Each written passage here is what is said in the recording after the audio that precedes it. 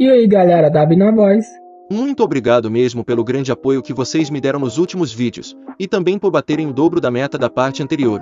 E a pedido de vocês, hoje eu estou trazendo a tão esperada parte 9 do herói que foi traído pela humanidade e se tornou o monstro mais forte do universo. O card da playlist desse Manhua vai estar passando na tela. Rapaziada, para você que está aprendendo a desenhar, se você acelerar o aprendizado em alguns meses ou até algumas semanas mudaria alguma coisa na sua vida, aumentaria seus resultados.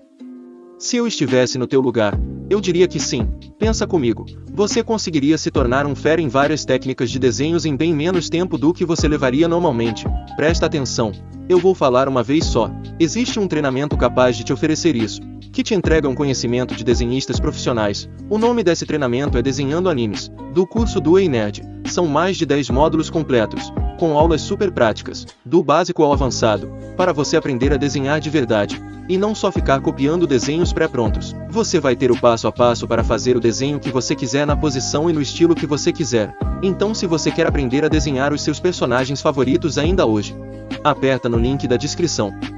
Lembrando, se vocês gostarem do vídeo e quiserem a continuação, deixa o like, e também inscreva-se no canal, e compartilhem esse vídeo com seus amigos, e também comentem para dar mais engajamento. E se essa continuação bater 2000 likes, eu faço a parte 10 dessa obra. Na parte anterior, a garota de cadeira de rodas abandonou sua humanidade e se tornou um monstro, e depois de matar o comandante, ela teve uma batalha épica contra o Prota, e após ser derrotada, ela usou o resto do seu poder, e se transformou em uma árvore gigante que cobria a cidade inteira. Assim ela colidiu com a bomba nuclear que foi disparada pela Federação, e após uma grande explosão, a garota morreu nos braços do ex-herói. E por ter completado sua missão, o Prota recebeu o núcleo do monstro como recompensa, e o núcleo era o coração da grande calamidade, que era também o coração da garota planta. Então, sem nenhuma hesitação, o monstro mais forte do universo equipou o núcleo, e usou a função do sistema para se teletransportar para um outro lugar. E como a calamidade da cidade de Dai havia sido derrotada, as pessoas que assistiram à transmissão ao vivo estavam extasiadas com a vitória da humanidade. Mas enquanto todo mundo gritava vida longa para a humanidade, algo bizarro estava acontecendo. As flores humanoides estavam sendo transformadas de volta em humanos. A maior parte da multidão assistindo à transmissão ficou chocada pelo que estava acontecendo na frente deles. Mas havia alguns que perceberam uma coisa. As flores humanoides que foram mortas pela bomba nuclear eram todos humanos, e por causa dessa descoberta, os humanos se dividiram. Uma parte ficou ao lado da Federação, já que para eles sacrificar poucos humanos para salvar um número muito maior, era a melhor decisão naquela situação. Mas a outra parte discordou da Federação, porque o monstro humanoide que apareceu de repente já havia entrado no coração da grande calamidade, e todos aqueles infectados já haviam parado de se mover. Então o sacrifício daquelas vidas pela bomba nuclear não era necessário. E também tinha aqueles que diziam que se o ex-herói não tivesse sido traído, ele teria eliminado a calamidade logo no início. Assim, em um instante todos os tipos de opinião estavam colidindo. Imediatamente, sejam lives ou televisão, ou discussões relacionadas na internet, tudo desapareceu sem deixar um traço para trás. Simplificando, eles foram censurados pela Federação. Ao mesmo tempo, na sala de reunião da Federação, os executivos estavam relatando para o presidente que, embora as discussões tenham sido temporariamente controladas, essa situação não seria fácil de se resolver. Várias pessoas já viram o que aconteceu, então se eles não derem uma explicação, eles vão ficar em uma situação difícil. Afinal, eles já tinham usado da opinião pública para condenar o herói número 1. Então não tem como os cidadãos ficarem do seu lado novamente. E mesmo ouvindo tudo isso, o presidente não falou nada. E vendo como seu chefe estava agindo, um certo executivo ficou frustrado, já que ele sabia que esse erro de disparar uma bomba nuclear não era o suficiente para forçar o presidente a desistir da sua posição. Ao mesmo tempo, outro executivo disse que tem uma solução bem simples para resolver o problema da bomba nuclear, e isso era jogar a responsabilidade toda em cima do herói número 1, já que se ele tivesse derrotado a calamidade, eles não precisariam disparar a bomba nuclear, então aqueles sacrifícios poderiam ter sido completamente evitados, e mesmo a Federação e toda a humanidade ter dado uma quantia incontável de recursos para o herói número 1. Ainda assim, ele ousou abandonar a humanidade em uma situação tão desesperadora. Então só porque ele não ligou para a morte das pessoas que eles acabaram com tamanha tragédia. E tudo o que aconteceu na cidade de Dai está ligado ao herói número 1.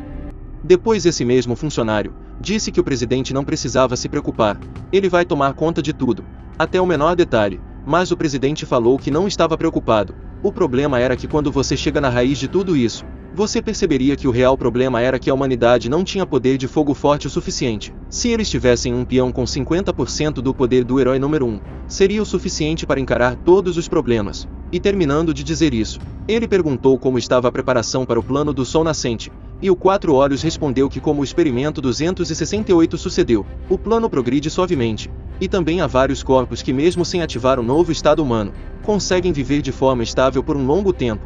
Embora uma vez que esse estado seja ativado, os corpos podem rapidamente entrar em um estado de colapso, mas mesmo assim a fusão de monstros e humanos é completamente possível. Então se o herói número 1 for aquele que tirou a humanidade da beira da extinção, eles vão ser aqueles que vão elevar a humanidade a alturas nunca alcançadas. E se a humanidade conseguir ter o poder dos monstros, eles vão se tornar deuses. Depois foi explicado que as linhas de frente da batalha contra os monstros não é tanto uma linha, mas uma área de 1 milhão de quilômetros quadrados de terra vasta, de acordo com os registros das Idades das Trevas. Antes da humanidade se tornar civilizada, esse mapa seria uma parte da África, da América do Sul e de toda a Antártica, mas por causa do movimento da Terra, nas centenas de anos em que a humanidade foi quase completamente exterminada, esse pedaço de terra também sofreu uma colisão. E nisso o movimento tectônico que geralmente levaria milhões de anos para serem concluídas, foram comprimidos em meras centenas, e antes do herói número 1 liderar um exército para cá, nenhum traço humano poderia ser visto nas linhas de frente. Monstros que emergiam das dungeons estavam por todo lugar. Os monstros não só viviam em cidades, mas também constantemente atacariam humanos em outras áreas. Então inúmeras pessoas foram mortas. Além das linhas de frente da batalha contra os monstros, esse pedaço de terra tinha outro nome, que é mais reconhecido e temido. O berço da calamidade. Foi nesse lugar aonde todas as pragas começaram. E foi só depois do herói número 1 aparecer que a humanidade outra vez pôde entrar nesse pedaço de terra. Com seus métodos imparáveis, ele oprimiu e dominou a terra dos demônios, até que ela se tornou a linha de frente entre humanos e monstros. E a rápida evolução da humanidade foi devido àquele homem que tinha poderes de um deus, o herói número 1. Depois mostra 4 caras na frente de um portal esperando pela Capitã Jean, e se decidindo qual deles dariam aquela notícia triste para a Capitã.